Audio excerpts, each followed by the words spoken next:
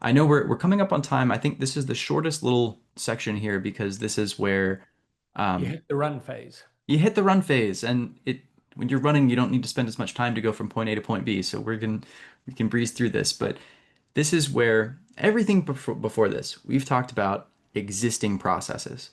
You're not using AI to come up with something brand new. You're using AI to help augment and streamline and make more efficient something that you already do. The run phase, is when you get really good at that first part, crawling and walking. You can start to think about your business from an AI first perspective. New processes built with AI, advanced workflows, maximum ROI. These are unique to even to a specific person, right? They're built with your processes in mind. They have a high impact, but they can require some specialty implementation. They're not something you can just day one turn on. Someday, maybe, but we're not there yet. Run, it's getting better and better and better every seems like every 3 weeks, right? These are multi-step workflows that are more advanced, right? They're things that need a little bit more time. They're new processes. They're agents. And see, I built this a week ago, and agents have gotten much more user-friendly in the last week. So, agents now I'd put in like the crawl and walk phase. But it's a mindset shift of if my company were to completely restart, how could I do it all with AI? And that's what running is all about. If you start with that too early, it's not going to get the best results. Run use cases, just really, really quickly, if we can go back here and look. Run use cases are going to be things that don't exist here. They're things that don't exist in the platform. They're things that you build. They're use cases that are specific to what is in your brain that you're going to get out on paper, map it out, get AI to help you build it, and they're specific to you. So if you think about the platform, it gives you the framework to adopt AI, the framework to explore all of these different LLMs, bring in your tools. But where Impress comes in is helping you along that path. And then when you get to run, they're there to take you across the finish line. So I'll stop sharing there, Roland, if we, yep. Yeah. So I think all in all, there's so many use cases where people can, companies and individuals can benefit from using AI. But um, if we just go through and reiterate, it's got to be safe and secure. You don't want to expose your data. And you've got to go through that training process because if you don't start to learn to use AI correctly, you are going to get incorrect information. So, to reduce the hallucinations, set up the framework so you're putting in those guardrails so it's less likely to give you the incorrect information. And then you can start getting to that run phase where you're really starting to look at now you want to build a 5 year plan for your business. Where are you going to be in 5 years' time? How can you use AI to really help you develop and keep you on track during that process? Chris, of course, said on a lighter note, so AI is probably male. If it doesn't know an answer, it makes something up. I'm not gonna, no comment. I'm not gonna disagree. So it is fascinating. I think it's something that every company, both small and big, has got to start implementing.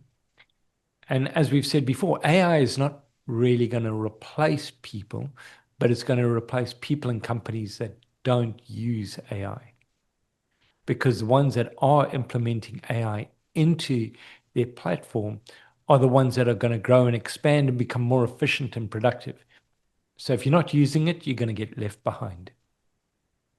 That's a good point, and I've heard it said before. I forget who said it originally, but um, for the vast majority of small businesses, medium-sized businesses, AI is not going to replace you, but someone who can use AI to do your job better will replace you. That's the reality. That's the shift toward that AI first mindset, and companies that are using AI will outbid you. They'll outperform you in marketing. They'll outperform you in new clients, and it's the next step. It's the next progression in your business. So, um, yeah. Well, Mark, thanks for joining us today, and thank you to everybody who've joined us for the last hour. We're going to have these as monthly sessions. We're going to target different verticals and different aspects of AI. I think it's something that we all need to roll out in all of our businesses and become more proficient at. Um, Now, everybody who attended, people who weren't able to join us, you are going to get a recording of this so you can go back and listen to those pieces. And of course, we're here for any questions that you have. Now, we do have an offer. Um, Anybody that is signed up will be eligible for a free month of Hatz AI. So that's going to give you 100,000 credits, and you can just join the platform and play around with it for a month and see if it makes sense for your business. So we will be sending that out at the end of this session. But Mark, thanks a lot. Is there anything else that you'd like to add? I just want to say thanks to everyone who joined. Always great to talk about this. My whole role is AI adoption, and it's great to get to answer questions from people who are actually eager to use it. Roland, thank you. Really, really appreciate your partnership, and um, look forward to more of these. And then one last question was based around the pricing structure, and that's basically um, based on the number of credits um, that you have. So I'm just going to very quickly uh, share my screen, and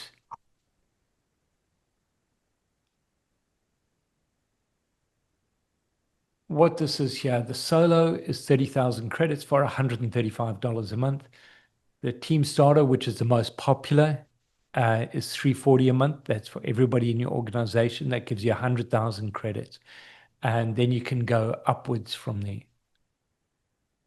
And so, Mark, I know we're kind of out of time, but um, those 100,000 credits, an average search is Anywhere from, depending on how specific it is, how many tools you have enabled, 1 to 30, 1 to 50.